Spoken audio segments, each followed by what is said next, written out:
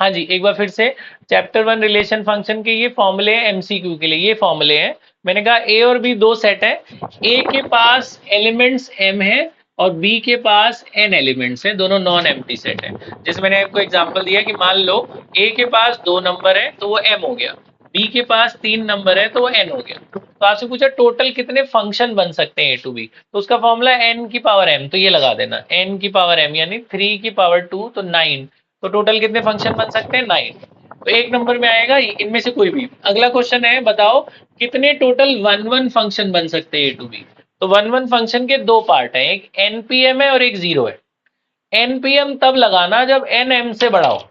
देखो N M से बड़ा है तो आप ये फॉर्मूला लगाओगे एन परमुटेशन एम, पी माने परमुटेशन। तो एन की वैल्यू कितनी है 3 और एम की वैल्यू कितनी है 2, तो 3p2। आपको एनपीआर का फॉर्मूला पता ही होगा, n factorial upon n minus r factorial. तो 3p2 का क्या होगा 3 फैक्टोरियल अपॉन 3 माइनस 2 1। 3 फैक्टोरियल कितना होता है 6। तो कितने वन वन फंक्शन बनेंगे 6। समझ में आई? अगर उल्टा होता कि ये 3 होता वो 2 होता तब 0 बनते वन वन फंक्शन। उसका रीजन क्या था मैंने बताया आपको कि मान लो यहाँ 3 नंबर होते और वहां 2 ही होते, तो इसका हर पॉइंट इससे रिलेट करना चाहिए ना। तो 1 तो कर रहा है 4 से, 2 भी कर रहा है लेकिन तीसरा तो कर ही नहीं रहा। हर पॉइंट का उधर होना चाहिए, तो ऐसा अगर है तो 0 1 1 फंक्शन बनेगा। ठीक है, तो वन वन फंक्शन इसमें इतने बनेंगे, ये बात समझ में आई? ठीक है, तो दूसरा क्वेश्चन ये हो गया। तीसरा, ऑन टू कितने बनेंगे ए टू बी। ऑन टू के केस में इधर वाला ज्यादा होना चाहिए उधर कम होना चाहिए, या दोनों बराबर होने चाहिए। अगर m छोटा है n से तो 0 ऑन टू बनेंगे। आप देखो m छोटा है n से तो कितने बनेंगे 0, अगर n बड़ा है m से तो 0 ऑन टू फंक्शन बनेंगे। तो इस क्वेश्चन के लिए ऑन टू फंक्शन आपसे अगर पूछें कितने बनेंगे तो आप 0 लिखोगे, वन वन होंगे ऑन टू नहीं बनेंगे। अब ऑन टू के लिए मैं आपको बताता हूँ, ये दो फॉर्मूले उन्होंने ऑन टू के लिए दे रखे हैं। तो ऑन टू के लिए देखो, ये बात समझ में आ गई? ये मैं मिटा रहा हूँ 1 मिनट के लिए, फिर अभी आपको क्वेश्चन मिलेंगे वो कर लेना। ऑन टू वाला देखो, मान लो क्वेश्चन ऐसा होता, अगला क्वेश्चन कि ए के पास 3 नंबर है और बी के पास 2 ही नंबर है, तो ये m हो गया और ये n हो गया। ऑन टू के लिए ये इससे बड़ा होना चाहिए, अगर ये छोटा हुआ उससे तो ऑन टू नहीं होंगे, ऑन टू नहीं बनेंगे। तो अब तीसरा फॉर्मूला है number of onto functions from A to B.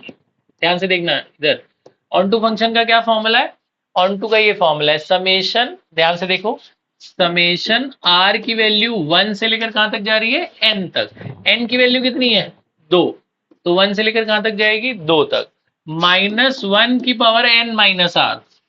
n तो 2 है, r तो आ रही है ना। फिर ncr, n की वैल्यू 2 है तो 2cr, फिर r की पावर m, r की पावर m, m कितना है 3।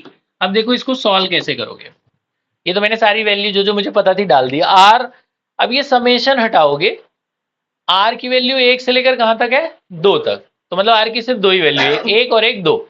तो एक बार यहाँ r को 1 डालेंगे, जितने r है सबको 1 डालेंगे, तो सभी r को मैं समेशन हटा देंगे, r को हटाकर 1 डालो तो 2 माइनस 1 2c1 1 की पावर 3, तो मैंने r की जगह 1 1 डाल दिया। समेशन का मतलब होता है प्लस, समेशन हटाएंगे तो प्लस प्लस प्लस लगाते जाएंगे।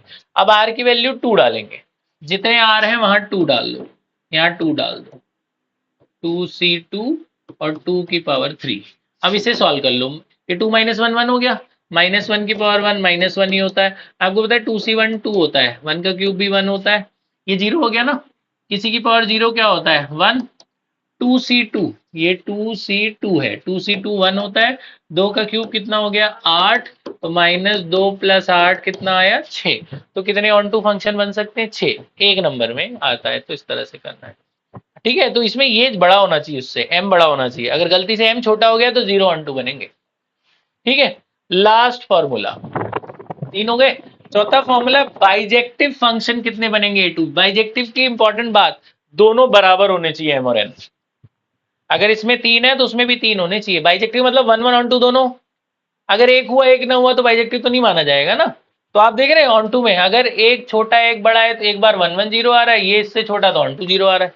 तो जब दोनों बराबर होंगे तो ही ऑन टू तो बाइजेक्टिव बनेंगे।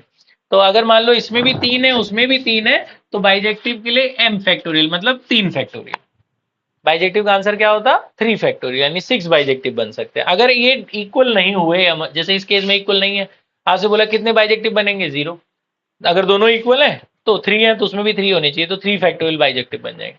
तो एक नंबर में आए सीधे एक एक लाइन में ये फॉर्मूले लगा लगा के करने हैं आपने। ठीक है, तो मैं आपको क्वेश्चंस बोलता हूँ, आप वो कर लो सभी के ऊपर एक एक एक एक जल्दी जल्दी। पॉज कर दो बेटा।